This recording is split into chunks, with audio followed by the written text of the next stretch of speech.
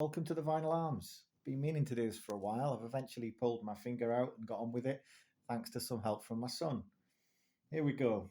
I thought I'd kick us off with a top five sort of desert island discs type thing.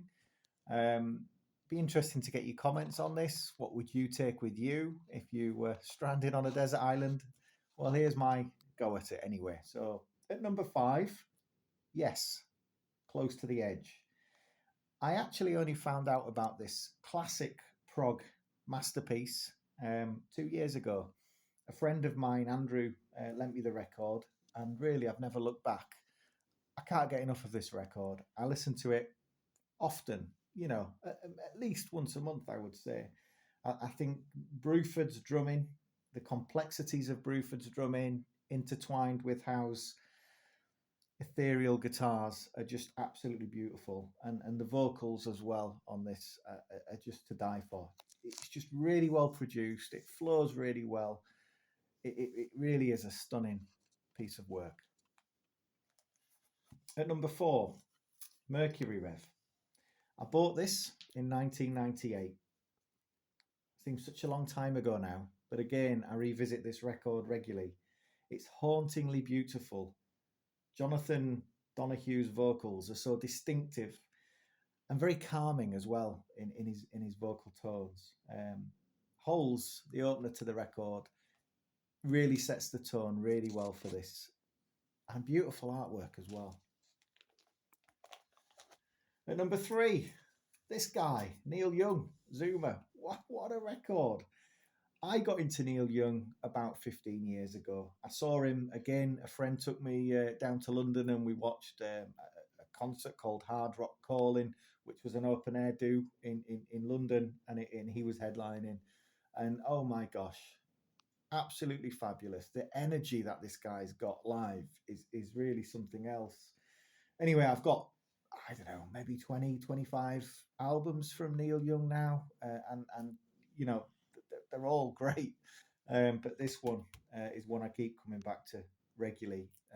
Cortez the Killer on this album is a standout. It's one of those epic tracks that you just literally can't get enough of. David Bowie. I've liked David Bowie for many years since I was a kid. And to pick I felt I had to put a David Bowie record in this top five, and to choose one was really difficult. In fact, I love Diamond Dogs, I love Lodger, even Black Tie White Noise is a classic, but this one was the one that I had to go for. He released this in 1971. It's got a really rustic production, and I like that about it. It's a really honest kind of fly on the wall document of what he was doing, and it was just before his career sort of went stratospheric. And I just love the integrity of this album and the playing on it. It's just wonderful, every track. And at number one, Hawkwind, the first album. The artwork is just to die for. I think it sets the tone really well for the sort of the mysticness of the songs within the artwork is by a guy called Arthur Rhodes. Really magical. I picked this up in 1991. I was 14 at the time. Bit of a wild card. It was the cover that drew me in. But I've always really kind of been drawn to sort of psychedelic music, and I love the guitars in this. And again, the production is really warm. It's got a lovely warm sound. I think Brock and his cohorts were onto something really special here, and it set the tone for a career that obviously is still going now. And again, they're making great music now. But if you've never sort of taken a dive into the Hawkwind world, really give this a whirl. I mean, you've got a sort of a country classic almost with Hurry on Sundown, but there's so much more deeper cuts in here and almost quite challenging cuts in here that are really rewarding too.